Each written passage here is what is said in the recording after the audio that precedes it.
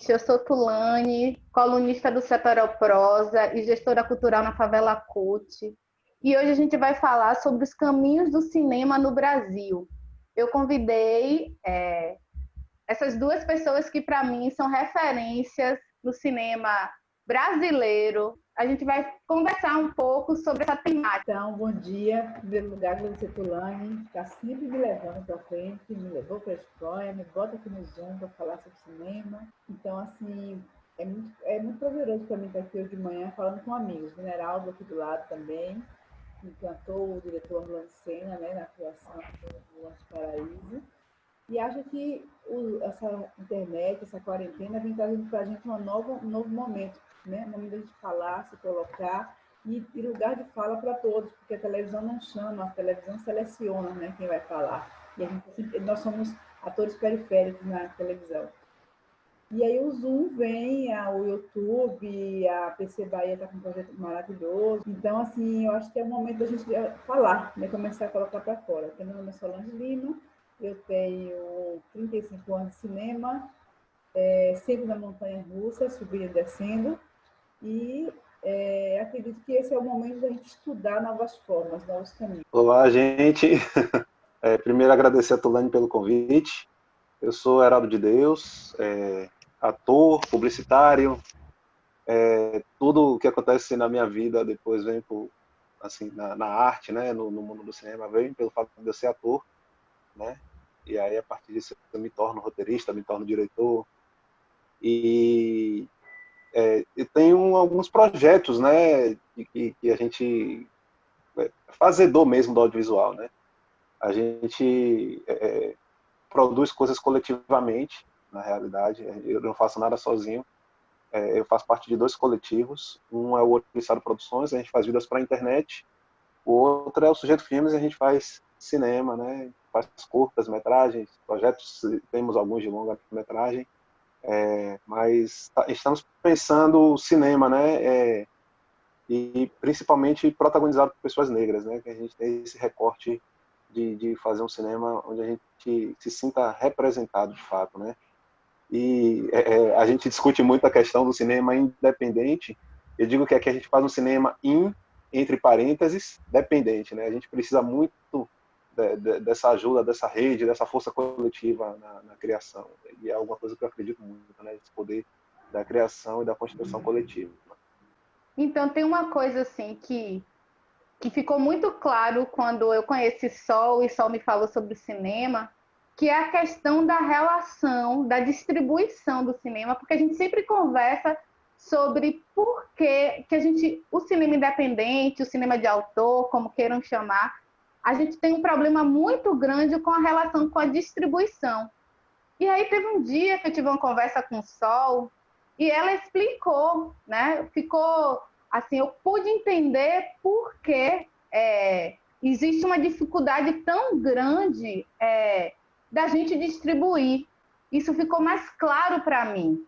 E aí eu queria um pouco que só pudesse falar sobre isso, porque eu acho que muita gente não entende. Às vezes as pessoas falam que é por causa da qualidade, porque o público não gosta do tipo, da linha. Só que existem outras estratégias que estão por detrás, que a gente não conhece, que dificulta a distribuição do cinema brasileiro, do cinema independente. Então, eu também soube por outra pessoa, né? O mundo é uma cadeia, né, sucessiva.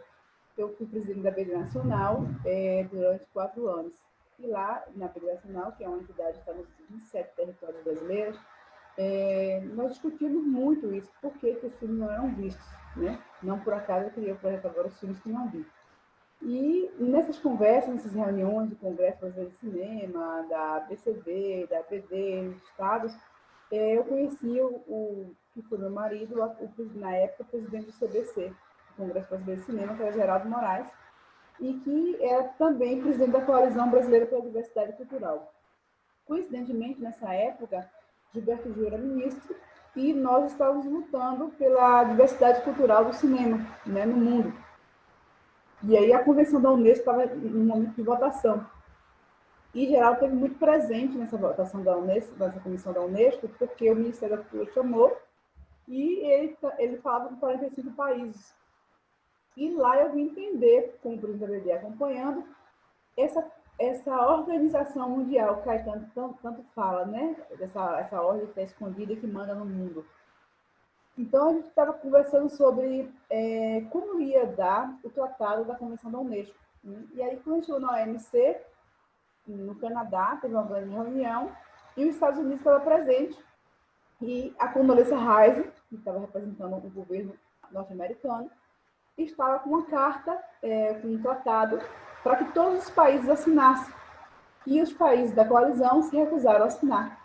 Aí eu perguntei, mas por que se recusaram a assinar a convenção se esse tratado se iria facilitar a exportação, né, de arroz, feijão, soja, milho? Aí Geraldo me explicou exatamente por isso, porque se nós assinarmos o tratado, em tese, o país vai ter uma liberdade maior para vender seus produtos lá fora, né, que é a Organização Mundial do Comércio, que é a OMC.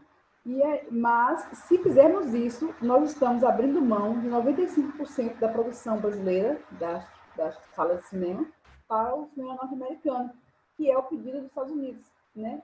E não por acaso, porque lá atrás o presidente Roosevelt já disse: aonde forem os nossos mercados, aonde forem os nossos filmes, irão as nossas mercadorias. Então, eles estavam partindo desse princípio. Eles querem dominar todo o mundo, né, com a sala de cinema, ocupando 95% da sala de cinema. Na verdade, chega a ser 92, 98%. E para a gente, para o resto do mundo, Brasil, França, Itália, Marrocos, África, fica 8%. E aí foi quando o Geraldo escreveu o texto, muito além dos 8%. Nossa briga toda é pela tela. A tela nós não assinamos, e só que assinou contra foi o Japão, a China e mais 2 países acho que ficaram em cima do muro, não se decidiram, e o resto dos países da coalizão não assinaram o tratado, o que permitiu, assim, também taxar cotas de telas, né, ter uma independência maior. Mas, mesmo assim, a hegemonia norte-americana é muito grande e está muito atrelada aos produtos que vêm de lá fora. Então, nós não temos... nós temos no Brasil 2.800 e poucas salas, onde 98% dessas salas são ocupadas por filmes norte-americanos, né? Onde um blockbuster vem na frente, na hora da compra, que a gente compra o filme, compra um blockbuster, e a reboque vem 99 filmes ruins ou medianos que nós temos que ver porque tem que ocupar salas de cinema, né? Junto com os blockbusters. No governo Lula, a gente teve essa mudança, a Convenção da Unesco ajudou muito, a Coalizão pela Diversidade Cultural fez essa rede mundial com esses 45 países, e nós tivemos um aumento razoável na cota de tela. Por outro lado, nós temos também o Americano do B, como tem também o Sudeste do B, né? E aí a Rede Globo também entra com esse poder de barganha, né, da sala de cinema, com os donos da sala de cinema, que responde às mesmas, que são internacionais, e que também interfere na Globo por conta da Telecine, por conta dos canais que estão replicados lá fora, né? E nesse grande acordo, os filmes globais também têm um privilégio na nossa frente. E aí eles usam da premissa de que nós somos filmes sem qualidade, né? E a gente sabe que as pessoas não vão ao cinema porque é caro ir ao cinema, né? Porque para você ir com a família ao cinema, você não gasta menos do que 100 reais. Isso eu estou sendo generosa. Então, assim, é muito maior do que a gente imagina realmente.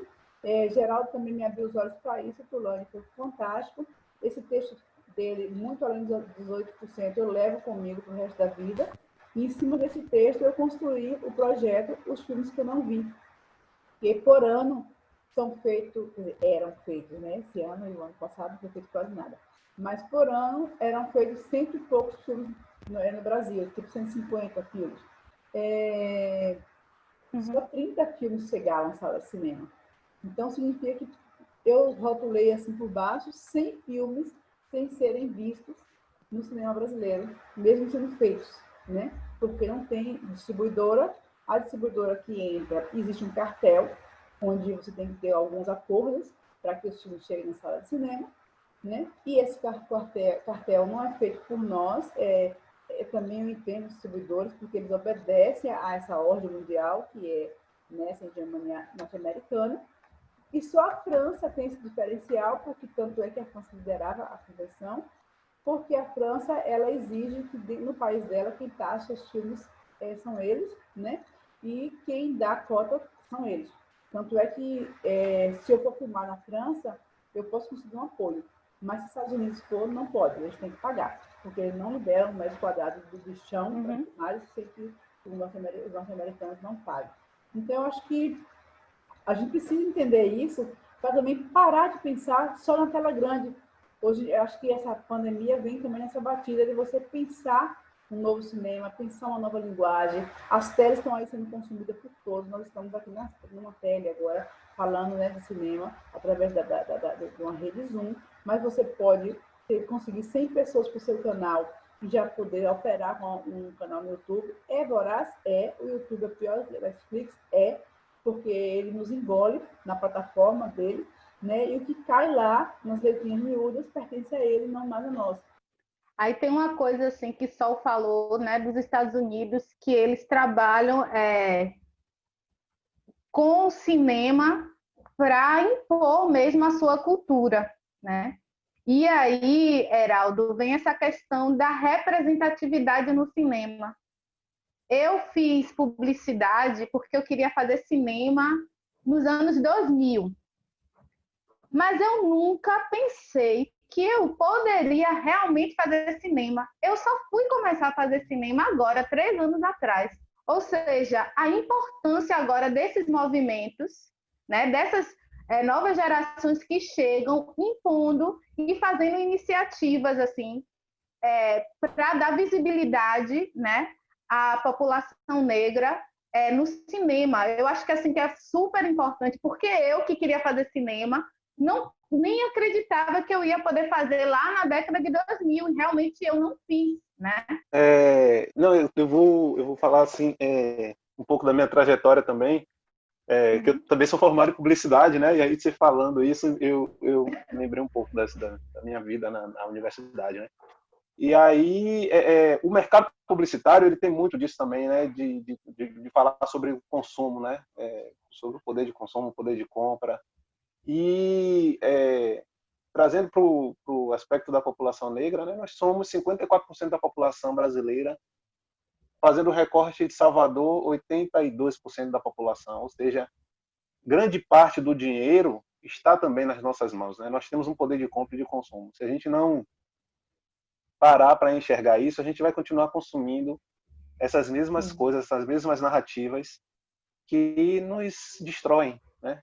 Então a gente tem que começar a entender também a importância do valor do nosso dinheiro. Né? Então, a partir do momento que a gente entende isso, né, nosso lugar enquanto consumidor, as coisas mudam muito.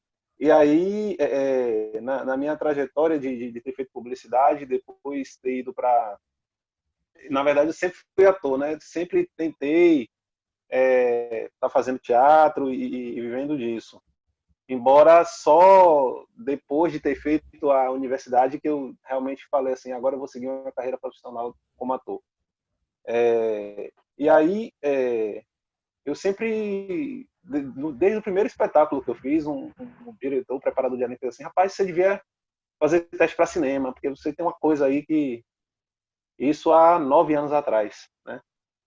E aí eu comecei a fazer testes enfim, muitos desses testes eu via que eu fazia, né? Tipo, tinham diversos perfis de pessoas negras, né? E aí entra aquela coisa do colorismo, tem o negro aceito e o negro, então, tipo, e aquele ator de pele mais clara, sabe? Eu pensei, poxa, né? E aí, em 2015, Leno faz um convite, né? Bora fazer aqui o Humor Negro, é um canal para a gente discutir as coisas do negro e com humor.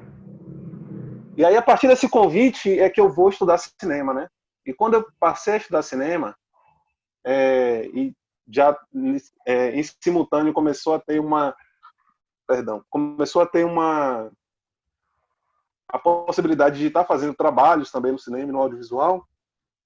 E aí, quando eu pegava esses roteiros para ler, eu sempre via que o meu personagem estava assim, fulano, pararará, negro, né, na descrição. E aí, quando eu comecei a escrever os roteiros, eu comecei a fazer o contrário. É meio que um manifesto também, assim, na minha escrita, de quando o personagem é branco, eu colocar que ele é branco. Mas quando o personagem é negro, ele está só lá com a sua descrição. Né? Eu já parto com esse manifesto, assim, na minha escrita, porque, enfim, uma vez eu fui gravar uma propaganda no ano passado, e aí, conversando sobre como a gente se sente, eu e com outros atores e com das produtoras também, enfim, tinham pessoas brancas e negras, né, sentadas nessa mesa, e uma das pessoas era mãe de uma menina. E aí essa mãe falou assim, porque essa coisa tá acabando, isso já acabou de racismo e tal, não sei o quê. Olha hoje aí na TV, como você vê, né, tem aquela moça, aquele rapaz que é o marido da Thaís, né, ela não conseguia contar 5 exemplos de pessoas, né, que você se sinta representado. E aí, no dado momento da conversa, né, ela fala assim, porque minha filha fez uma propaganda, e aí tava ela, um menino negro e uma outra menina normal. E aí a gente perguntou assim, mas o que é o normal? Porque se você for trazer para o olhar daqui da nossa cidade, o normal é ser negro, né? Nós somos 90% da população, né? 82%, mais atualizadamente falando. Então, qual o normal, né? Então, na minha escrita, nos roteiros que eu escrevo, é assim que eu trato, né? Se você for ver assim, trazendo para a trajetória das coisas que a gente produz, tanto no Oriçado como na Sujeito Filmes, é isso, né? Nós somos 90% dos elencos, nós somos 100% dos elencos. Trazer realmente essas histórias que estão tão perto da gente e que são tão normais e tão cotidianas para a tela, né? Trazer uma narrativa nossa, ao invés de ficar consumindo, né? Porque isso é muito fruto do imperialismo, né? E aí a gente vê que tem o imperialismo dos Estados Unidos para cá, mas a gente ainda sofre muito resquícios também do colonialismo e do imperialismo, né? Da forma como nós fomos colonizados. Então a gente ainda sofre muito resquício disso. E aí a gente sofre muito ainda também com esses resquícios da colonização, né? Como a narrativa do colonizador ainda é presente, né? No nosso cotidiano, né? Então a gente precisa desconstruir isso e pensar no cinema a partir desse momento. Eu creio que é também pensar como toda essa situação, não só da pandemia, mas essas situações, né, de sociais e essas situações de protestos que a gente tem visto pelo mundo nesse momento, como isso vai nos ajudar realmente a propor uma narrativa que seja de fato antirracista, né, que seja de fato anticolonial, né, decolonial, né, para a gente desconstruir esses conceitos do colonizador acerca da gente. Com a situação do Brasil atual, a estratégia que estava indo bem, né, foi por água abaixo. E aí eu vejo também que com a questão da quarentena, né, dessa situação que a gente está vivendo mundialmente, eu percebi também que isso para mim é positivo, uma união, né, dos fazedores de cultura. Então isso é muito forte, mas eu vou jogar uma pergunta assim, quais são os nossos caminhos, como a gente pode criar um caminho que seja esperançoso, que haja uma luz, né, no que a gente está passando agora. O que a gente pode fazer para seguir caminhando? Porque agora a gente está na montanha-russa lá embaixo. O que a gente pode fazer para voltar a subir e para manter, para a gente não ficar nessa coisa de montanha-russa, que é muito duro, né, para o artista, para o fazedor de cultura viver nessa montanha-russa, assim. Será que alguém tem? Eu não sei se a gente tem, mas eu estou jogando. Eu tô bem no vale da montanha-russa nesse momento, inclusive, na parte do vale mesmo. Enfim, e é chato porque assim foi um ano que começou muito bacana, assim, né? Assim, até março eu estava já com uma coisa no teatro feita, né? Janeiro, fevereiro eu tinha feito temporada. Aí março já tinha sido convidado para fazer uma outra temporada que ia ser março e maio, e já tinha rolado o filme e tudo parou, né? A partir de março tudo parou, né? estagnou assim. E aí a gente precisa se reinventar, né? Uma das coisas primeiras é essa, se reinventar. A pandemia deu a possibilidade assim da gente estar mais junto, pensando, né? No momento que a gente não está podendo se reunir para gravar, porque o trabalho da gente ele demanda aglomeração, né? Então tem esse risco realmente à saúde, mas é da gente primeiro estar pensando a médio e longo prazo, né? Estar escrevendo o projeto, a gente está muito assim na mesa, escrevendo, discutindo, até se qualificando. Eu estou fazendo um curso no momento, né? Que acaba essa semana de roteiro, de escrita dramatúrgica com o Centro Afro-Carioca de Cinema. Um dos primeiros momentos é esse, é tentar se qualificar, né, dentro das possibilidades, né, que eu sei que também nem todo mundo tem os mesmos acessos à internet, a um celular que dê para você estar conectado, né, mas e tentar buscar também criar novas narrativas, assim, sabe, dentro dessa realidade.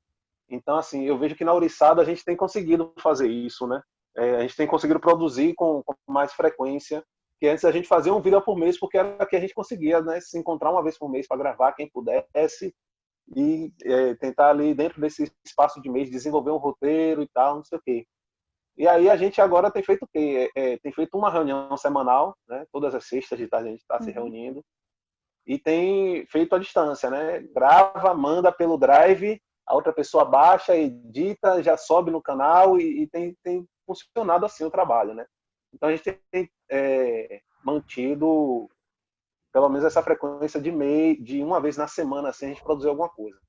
Uma outra questão é pensar também, né? E aí, por conta dessa coisa de pensar o cinema, eu propus fazer no meu Instagram um ciclo de lives, né? Então, a gente tem, desde o mês de junho todo a gente passou debatendo, a gente está nesse mês de julho, já tem até pessoas para agosto.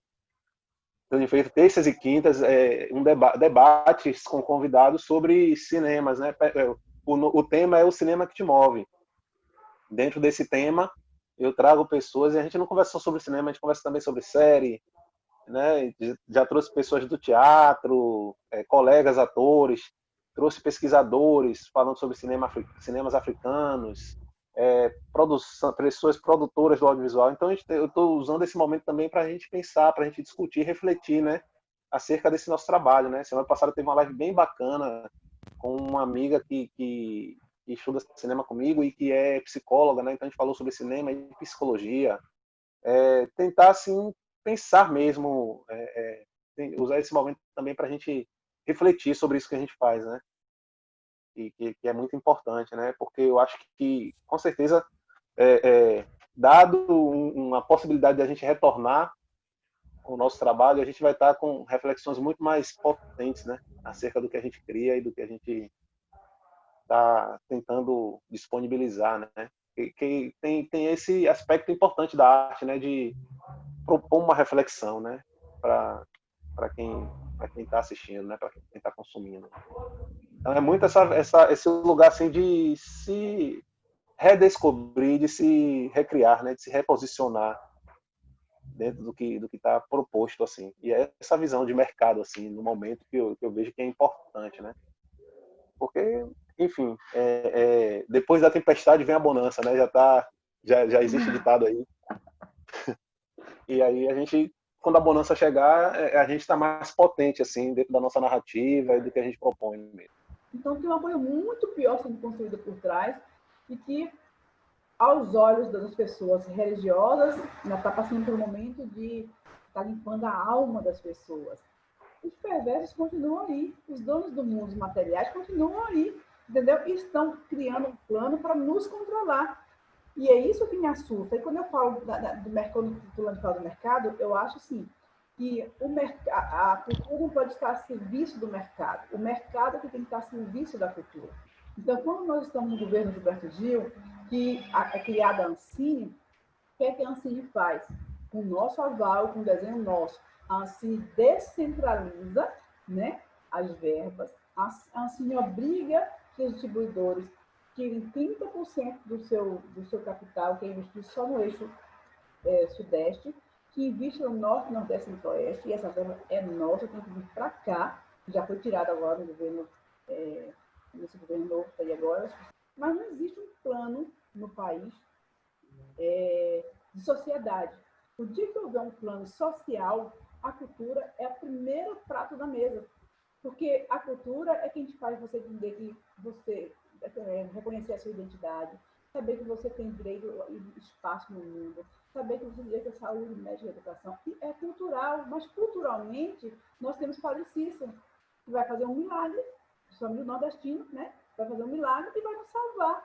E não o governo que eu votei, que tem um cheque em branco na minha mão e que paralisou as consciências de São Francisco, colocando que acabar com a água de São Francisco, entendeu? Então, assim, eu acho que a cultura, para mim, ela é alimento. Ela é alimento do corpo e da alma. Você pode ver, quando o Gilberto Gil foi ministro, eu levei ele na Chapada Diamantina, a Lençóis e os municípios da Chapada Diamantina, todos participaram. E quando o Gilberto Gil dançou a marujada, quando ele cantou o Jaré, as pessoas falaram, poxa, essa é a minha identidade. E todo mundo quis reviver essa identidade. Os pontos de cultura eles chamavam de doinho antropológico, que tocava, massageava a nossa alma, que é quando você busca a sua ancestralidade, né? E você entende quem é você. Se eu sou filho da lavadeira, se eu sou filho da passadeira, se eu sou filho da costureira, se eu sou filho do candomblé. Então, o que seja, é a minha identidade. Eu acho que o cinema tem muito isso, sabe? O cinema, ele é a nossa identidade na tela. Não por acaso, o cinema da época de Glauber Rocha, Dionê São Paulo, de Tony Campos, são cinemas que não fizeram bilheteria, mas eles marcaram um tempo e uma época. E se eu vou estudar sobre a minha sociedade, sobre o meu povo, eu resgato esses filmes. Então não adianta fazer, eu quero ver um filme engraçado, eu quero sentar e quero dar risada. Mas esses filmes passarão. Os filmes que tocam com a identidade passariam, eles vão ficar para a história. Quando eu quero estudar uma roupa de uma época, eu pego um filme. Quando eu quero estudar um sotaque, uma linguagem, eu pego um filme, entendeu? Então, eu acho que o cinema, eu acho que o mercado, ele tem que estar a serviço da cultura, e não a cultura a serviço do mercado. Eu acho que a cadeia nos prende, então nós somos uma rede que se expande mundo afora. Eu acho que, né, vamos dizer, como nós somos uma rede aqui, eu, você e Heraldo, cada um na sua casa, cada um no seu canto, mas fluindo cultura, né? Então também eu concordo com essa rede, mas meus dilemas com o cinema, eu sou bem socializadora, né, claro, mas meu dilema com o cinema é mais com o não ver o filme, os filmes foram feitos com verba pública, que somos nós que pagamos esses filmes, né? Do que o desafio de querer provar que esse filme vai dar dinheiro. Então, o que eu acho que falta a gente pensar é pensar logicamente. Se eu tenho um projeto, esse projeto ele se financia, eu vou pagar as pessoas que trabalham com ele, eu tenho que me pagar, e se eu quero continuar fazendo projeto, eu tenho que ter uma reserva na minha empresa. Isso são finanças, né? Então, mas eu posso não ganhar muito financeiramente, mas posso ganhar muito se eu conseguir fazer com que esse filme seja visto pelo maior número de pessoas possíveis. Então, por isso que eu não quero desprezar os cineclubes, eu não quero desprezar as redes virtuais, né? A gente tem que começar a pensar diferente, pensar que se a cultura chegar na ponta, nós estaremos mais empoderados. Então, eu queria agradecer a Solange Moraes, a Heraldo de Deus, por essa conversa. Se eu pudesse, eu ficaria mais, assim, muito mais tempo, porque falar de cultura e de cinema dá muito pano para manga. Queria pedir a vocês que estão aí para seguir nosso canal. Eu queria só agradecer pelo convite e dizer que eu espero em breve que a gente possa se reencontrar e se abraçar e estar fazendo cinema, como a gente estava alguns meses atrás fazendo. Eu quero agradecer pelo convite, porque essa coisa de abraçar faz muita falta mesmo, de aglomerar, de ter... Nós somos brasileiros, e que possamos usar mais essa telinha no sentido de criar uma rede maior, né? De mais pessoas, mais janelas falando, de mais lugares de fala. Então é isso, né? Então, assim, a gente pensar que a gente tem, por enquanto, nós temos esse mecanismo que é o Zoom ou qualquer outro que tem aí que a gente está podendo falar e se comunicar.